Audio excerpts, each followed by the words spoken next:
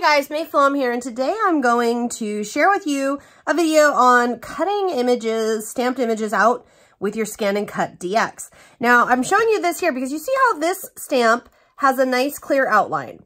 You have to have an outline. There has to be a line for the ScanNCut to trace. Otherwise, it does not know or understand what you're trying to ask it to cut out.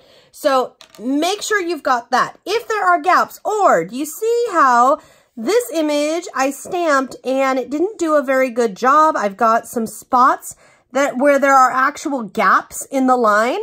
The ScanNCut is going to go in. It's going to follow the line. It can't mind read. It can't guess that I actually just wanted to go around the outside when there's not actually a line there. So all you have to do, and this is especially great if you're going to color the images, trust me when I say you won't notice this. You can re-stamp it, or if you're like me and this is pricey watercolor paper, I definitely don't want to waste it, just outline the parts that are weak. And I tend to go a little further than I think I need to.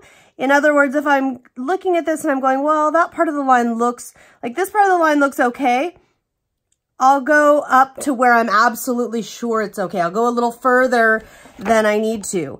And if there's some, like here, I'm not totally sure how well that's going to do. There are some gaps. Again, I'm going to go ahead and just err on the side of caution.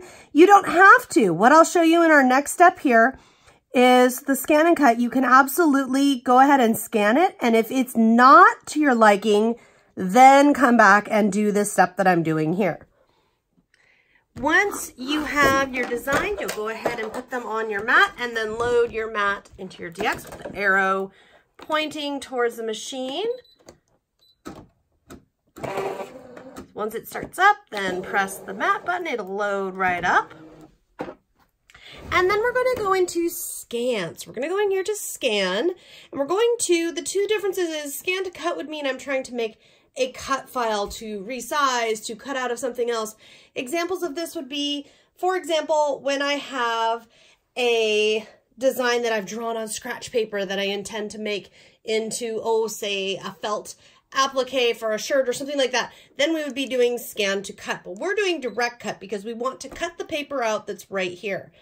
So we're going to do that. And then it's telling you right there exactly what to do. And it is in the grayscale mode, which is fine because we have images. And then, you see here where it says scanner level is set to position 2. I put it to 1. Now, just so you can see here, over on this side of the DX, down over here, where my thumb is, that's the scanner lever. That is for when you've got thicker materials going through. This is not a thicker material. This should be just fine. So we're going to press start. I love how this machine just walks you right through it. And I'm going to leave it running so you can see how quickly this goes. All right. And once it has recognized, and it should go through pretty quickly here. Once it is all recognized, there we go. We're going to say, okay. And it doesn't look so pretty yet, but what we're going to do is drag this down and drag this in so it's just our little images.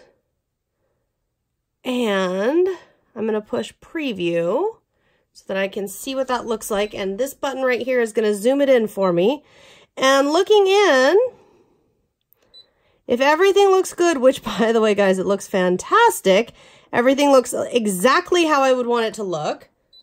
If everything looks good, you're good to go. If it doesn't, if you have like little tiny specks that or little bits that are picking up that you don't want to, ignore object size. You can ignore smaller object sizes to fix that.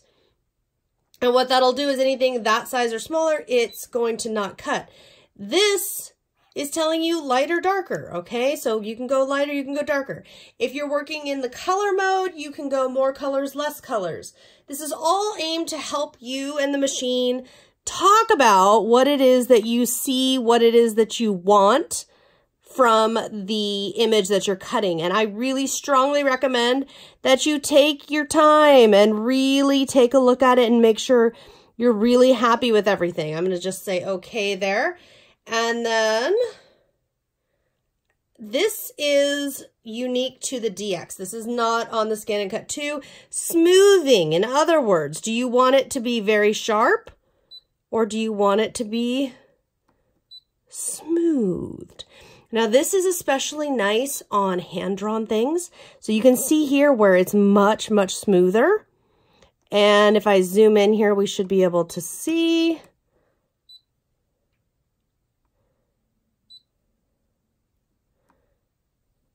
Oops.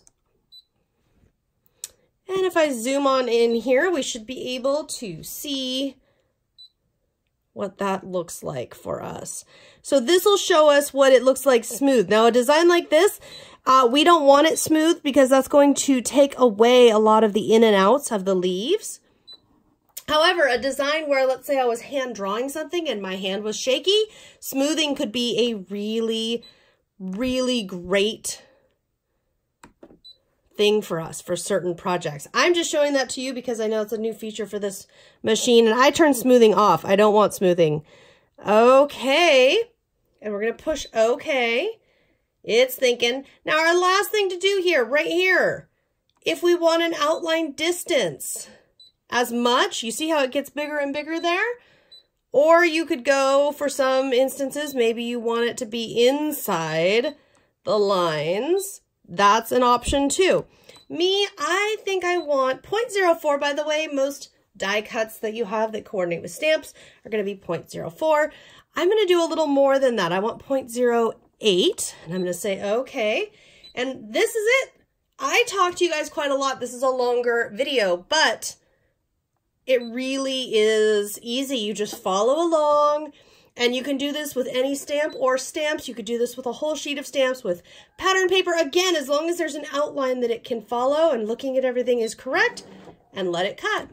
As you can see, look at these. These are all cut out beautifully, and I love how the bigger gap around really is going to be nice. Now I can watercolor these and add them to my paper craft projects. Now, just one more tip here. Remember, it's easy to cut these out solo or cut them out as a group if you prefer. For my paper, if you don't want to cut your paper down, go ahead and stamp one if you're just doing one thing on the paper, but save that paper because remember you are scanning, so it's very easy to cut around partial pieces of paper. I hope I have inspired you. I hope you've enjoyed this tutorial. To see what I'm going to do with these, you can head on over to my blog and check out that post. I'll see you next time.